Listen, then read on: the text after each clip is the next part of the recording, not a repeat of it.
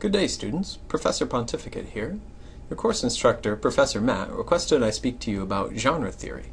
Such a kindly man, his request I could not deny. Now I will admit I have been consumed lately in the life of the mind, and thus have been unresponsive to your course instructor's pleas that I speak to you concerning a variety of film technique topics, such as mise-en-scène to sound. But such topics I find beneath my esteem, and yet within the scope and detail of Professor Matt's mental faculties. Genre theory, however, is a topic requiring a greater cognitive subtlety, and therefore I find it worthy of my time. Many a hackneyed scholar may define genre as simply the type or kind, and be content to merely point out what at first blush may appear obvious, that certain kinds of films employ similar types of characters, settings, themes, plots, and iconography. These people may be content with such a definition, while others, more nuanced in their thinking, may be apt to point out that, in addition to these categories, tone is also instrumental to genre. Such perspicacious individuals may offer as evidence the 1951 films The Thing and The Day the Earth Stood Still, two films dealing with very similar characters, military men and scientists, as well as sharing a similar theme, namely the anxiety surrounding the possibility of human extinction by monstrous forces. But what chiefly separates these two films in terms of their classification, the former as horror and the latter as science fiction, is their tone or attitude towards the monstrous. For the horror film conceives of the monster as incompatible with humanity and thus requires its violent elimination. The science fiction film, by contrast, emphasizes how the monstrous can be understood through reason and science. Thus, while the alien in The Thing is an unspeakable evil, the alien in The Day the Earth Stood Still is, in the last analysis, more humane than the humans. The implications here is worth noting, but what I would suggest is of even greater importance is taking a step backwards and asking the theoretical question apropos of our topic today, namely, what is genre? Many of my esteemed colleagues have had their say on the issue. One critic said that genres are not constituted by similarities, but rather shape the way that we talk about films. Another said, genres are a loose, evolving system of arguments and readings, helping shape commercial strategies and aesthetic ideologies. What these two quotes here clearly illustrate is the contestable discourse that surrounds ideologies. Another critic said that genre is what we collectively believe it to be. Yet another said, genres are myths. They take social and ideological issues and cast them into formulaic narratives, condensing dramatic conflicts to make sense of large, abstract, and social forces. Another sociological approach said that genre films help define our place in society.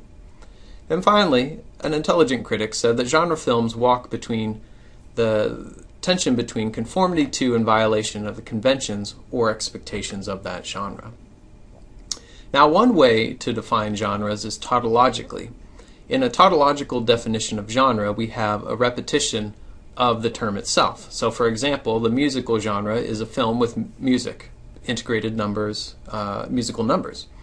And so tautological definitions help create a long, inclusive list of films that function more like a checklist and can give us broad applicability. Another way to define genre would be to look at genre as a canon. A canon encourages an exclusive list of films that best typify the genre, and they might lead one to argue that certain films should be included or not based on how well they stack up against canonical films, such as Psycho and the horror film. Now, do viewers help create the rules of genre, or are viewers' tastes and perceptions manipulated by the filmmakers? That's an excellent question, and I'm so glad that you asked, because the theory can cover both of those. One theory, the ritual approach, looks at how the audience participate actively in the formation of genre. And of course, this is best demonstrated through box office. Viewers choose what films to see, and executives and producers are very sensitive to box office results. Therefore, viewers help to create popular films and popular genres. The ideological approach approaches the issue from a different point of view and looks at the ways in which the audience might be manipulated by big business, political interests, and the interests of Hollywood. Another category in genre theory, we have the distinction between the film genre and a genre film. The genre is the tacit agreement that exists between filmmakers and the audience, and embodies the unwritten rules of a particular genre. So, for example, if you go to see a film titled Saw 14, you are going to expect certain things from that film.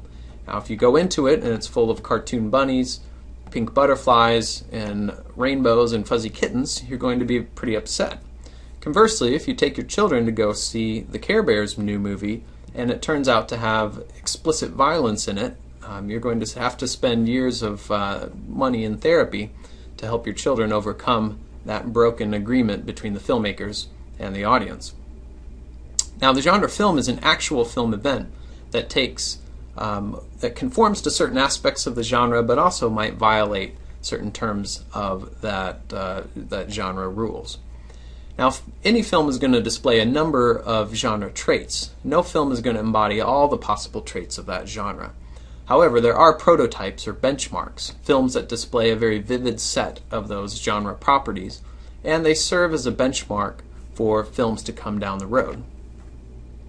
In this sense, the film genre is both static and dynamic. It's static in the sense that it has conventions, but it's dynamic in the sense that these conventions can evolve throughout time. So the way to develop genre competence is by watching a variety of films within the genre, noting their similarities, but appreciating the differences among them. And of course, the historical approach is charting the evolution of that genre over time, noting particular canonical films that have influenced the direction of that genre. Now, genre conventions give viewers schemata upon which they can make inferences and create meaning very easily from new films. It's possible to watch a genre film and understand the types of characters that you're seeing, the familiar settings, the familiar themes and plots. Now, the most successful films are going to work within the traditions of that genre, but add something new and retroactively change the shape of that genre. Genres also evolve dialectically. So there's a thesis, which is the films that have come before it. The antithesis would be the new film that deviates from a certain number of the genre conventions. And then the synthesis is the evolution of that genre as it moves to involve the older films as well as the newer films that have violated certain terms of. One intelligent critic said that genre films thrive on their resolution to their narrative elements. Now, some might view these resolutions or these conventions as forced, as in the case of most classical Hollywood genre films. You have this very complex development of a conflict through the complication, and it's suddenly resolved very quickly from the climax into the denouement.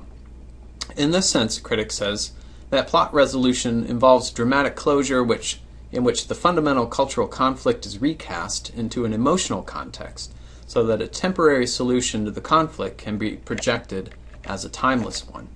In this sense, the resolution of the plot is an expedient. It's something that's necessary in order to finish the job of the film, rather than a logical outcome of the complication of that conflict.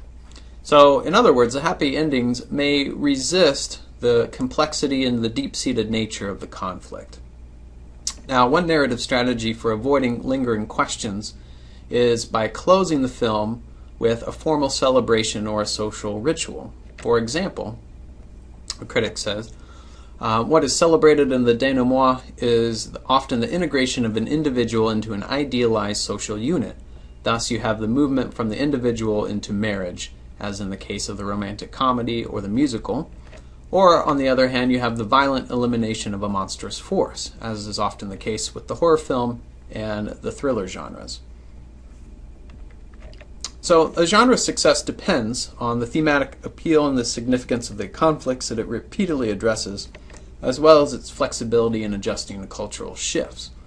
A genre's sustained popularity suggests that the conflicts that genre is dealing with are, in some sense, irresolvable, or society has not been able to figure out a way to resolve these issues, which might be the case in terms of the most popular genre throughout time, which has been the romantic comedy, in the sense that it is dealing with the battle of the sexes, an issue and a theme that society has not yet found a solution to.